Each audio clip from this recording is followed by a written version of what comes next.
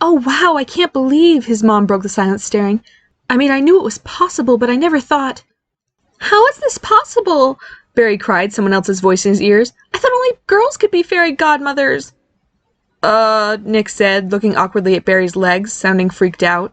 "I don't know if you've noticed, but not being a girl doesn't seem to be a barrier for you anymore, Baz." Barry gave him a death glare. "Oh, really?" he retorted with furious sarcasm. "I hadn't noticed that."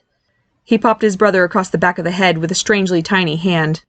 The action seemed to jerk Nick out of his stupor, and he looked suddenly appalled and backed up to the counter, away from Barry. "Mom!" Barry whined. "What's going on? Why the frick am I a girl and a fairy all of a sudden? Did you know about this?" "Well, it's so rare I never suspected." Dania still seemed dazed. "It happens sometimes when there's no granddaughter for the family legacy to be passed on to.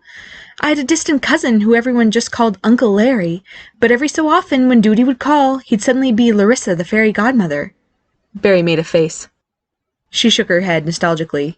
Odd duck, Uncle Larry, even when he was powered down. "Not helping, Mom!" Barry declared. Right, she realized. "But it's really a special honor," she beamed. "They call the privileged few glitter babies, because it's sort of like being reborn in sparkles at 16. Nick snickered. "No, no, no," Barry said quickly. "They can't call it that because that would make something that couldn't possibly be more emasculating so much worse." Dania got a far-off realization in her eyes. "I have to go call my mother. She'll be thrilled." She started off through the kitchen archway. "Mom, stop!" Barry tried to say authoritatively, but it came out like a girly whimper. "You cannot leave me here standing in a stupid little skirt on my birthday. How do I change back?" "Oh, your birthday," she remembered, coming back to him and taking his hands.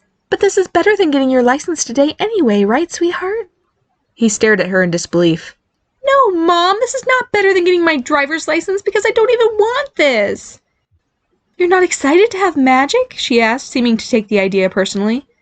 "No," he insisted, "especially if I have to be a girl every time I use it." "What's wrong with being a girl?" she asked. "I'm not a girl," he declared. "Good luck convincing anyone else of that," Nick muttered, and Barry realized in horror that his little brother was trying hard not to check him out. "Get out of here, Nick!" Barry shouted louder than he meant to. Nick started protesting, but Dania wasn't paying much attention to him, her firm blue eyes fixed on Barry. "Well, too bad, because somehow this has always been a part of you," she said adamantly. "He's always been a girl?" Nick asked. "Shove off, Nick!" Barry glared at him again, angry at how unthreatening his squeaky girl voice sounded. He'd never had a deep voice, but this was just ridiculous. "No," Dania answered her younger son's question. "He has always been a fairy. It's just part of who you are, Baz, like it or not. You got my eyes, and you got this. Now deal with it." Barry felt dazed. Was she right? Was this a part of him? But he had never had any desire for magic, and especially never to be a girl. "I at least need to go call your dad," Dania insisted. "He should come home and see." "No!" Barry shrieked, then lowered his voice to a normal volume. "We don't even have to tell him, do we?" "Baz," she scolded, "of course he's going to want to know.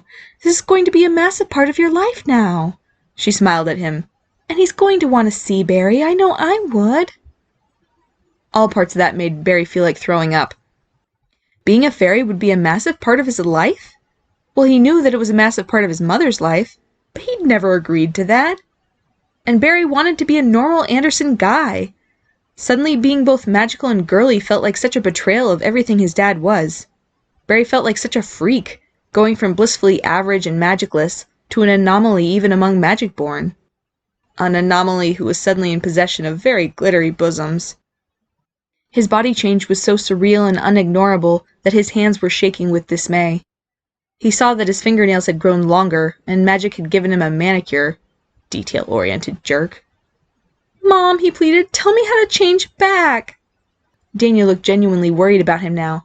"Honey, this is your first time powered up. I know it's overwhelming, but there are things to take care of. But it won't be hard for you to change back when it's time, I promise." That helped some. Barry realized part of him had been terrified that he would never be himself again, and that was a horrifying thought. "You promise?" he demanded desperately. "I'm not stuck like this?" "No, Baz," she soothed. "It should be just as easy for you to power down as it is for me." "Okay," Barry tried to calm his breathing, determining he was not going to cry, despite the panic and frustration welling up inside him. "Can you at least fix my clothes?" "What's wrong with your clothes?" Dania asked, confused. He stared at her in disbelief. Everything? If I'm being forced to turn into a girl and use magic, is there any good reason I can't do it in pants? With, like... He looked down at his chest again. An entire shirt? Nick seemed to be struggling not to eye Barry's top after the mention of it. Barry tried to cover the cleavage with one arm, under the feigned pretense of scratching his opposite shoulder. Dania's facial expression was managing to be both sympathetic and stern at the same time. I'm sorry, honey, there are lots of things that as fairies we can change the default for, but our uniforms aren't one of them. Uniforms? Barry challenged skeptically. You're calling a corset and a tutu a uniform? Yes, Dania was growing less patient as he was being critical of her fairy terminology. Besides the fact that uniforms are supposed to be outfits of utility, and I don't know what situation would ever make this practical, Barry ranted. Aren't they supposed to be uniform from one person to another? Yours does not look like this. She sighed at him. Fairy uniforms are what you consistently power up into. They're mostly uniform across your life, with subtle changes as you age. Barry did not want to hear that, given his current attire. They can't be changed because they represent who each fairy is uniquely. Everything from the color of our magic to our fairy gowns are unique to each of us, and are a reflection of who we are, Dania impassioned, just like dark red is a reflection of me. Barry hadn't fully internalized that before Nick looked at his outfit and started laughing again. Oh, har har, very funny, Barry glowered between Nick and his mother. Yes, clearly I am best represented by pastel purple gauze and glitter. That's exactly what I'm saying, Dania said flatly, and Nick continued his snickering. I don't know exactly how, but both the color and the uniform are sum-ups of you. Barry made an upset noise that sounded unfortunately like a cheerleader getting punched in the stomach. He felt so unseen and unknown, having magic assert that this stupid and embarrassing persona was all he was. I want to change back, he pouted. Don't believe me, his mother said. Here, I'll let the book explain it better. He knew exactly what book she meant, having watched her reference the giant tome religiously over the years. Dania strode into the den, not waiting for her sons to follow, although they did, one not knowing if he qualified as a son or not. Barry wobbled, walking for the first time since his transformation, befuddled by the changes to his skeletal hips and pelvis. His legs just didn't move the same. It felt like someone had moved his hinges. He'd never noticed how solid his walk was before. The heels only worsened the penduluming of his hip swing. Now his every lower movement was all swishy.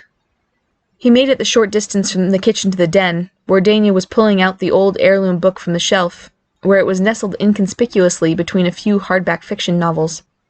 Barry looked at the familiar title, The Compendium of Fae, and thought miserably that he'd never expected the contents to apply to himself, outside of wishes, perhaps.